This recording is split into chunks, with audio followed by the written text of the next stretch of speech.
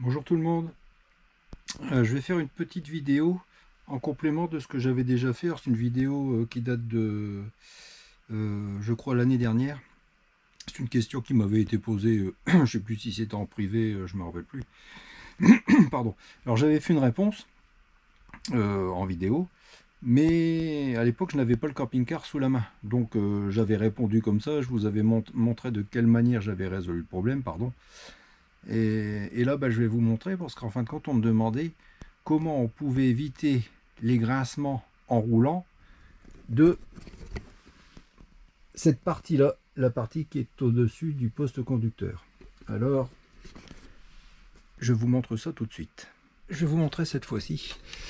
En fait, quand on entend des grincements, c'est parce que bon, il est bien évident que évidemment, quand ils construisent les camping-cars, ils essaient d'abord de jouer à l'économie, hein, c'est sûr, mais aussi sur le poids. Donc, toute cette partie-là est en plastique. Seulement, quand vous roulez, ce sont ces raccords-là qui gigotent un petit peu, hein, et qui produisent du bruit. Alors, ce que j'avais fait, moi, tiens, d'ailleurs, j'en vois un, là. Je vous avais dit que j'avais pris des petits patins de feutrine qu'on met par exemple sous les pieds des chaises pour éviter de rayer notre sol, quand on est chez soi, hein, je veux dire. Et ces petites feutrines là, je sais pas si vous allez le voir. Alors j'essaie de me rapprocher, vous voyez. Là j'en avais mis une noire parce que forcément il y en existe de toutes les couleurs, mais de cette couleur-ci j'en avais pas trouvé à l'époque. Et si vous mettez autre chose, du blanc, du gris, ça va se voir. Et j'en avais glissé un petit peu, j'en vois une ici aussi. Alors pour y arriver, c'est simple, hein. Soit vous prenez, alors surtout vous ne prenez pas quelque chose de métallique, hein, pas de tournevis, pas de tout ça. Vous prenez ce que vous avez en plastique assez rigide, et vous essayez d'écarter ici les deux parties, hein, et vous glissez votre petit patin de feutrine là entre les deux.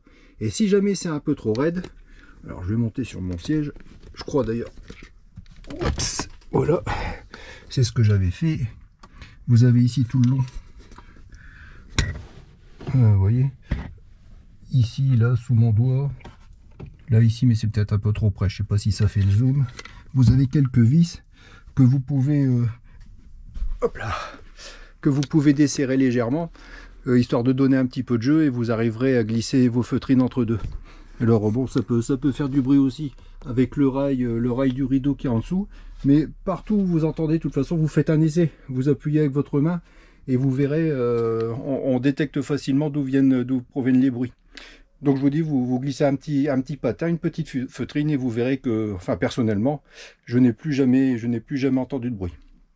Voilà, j'étais en train de m'occuper sous le poste de conduite là, et je me suis dit tiens, je vais faire un petit complément.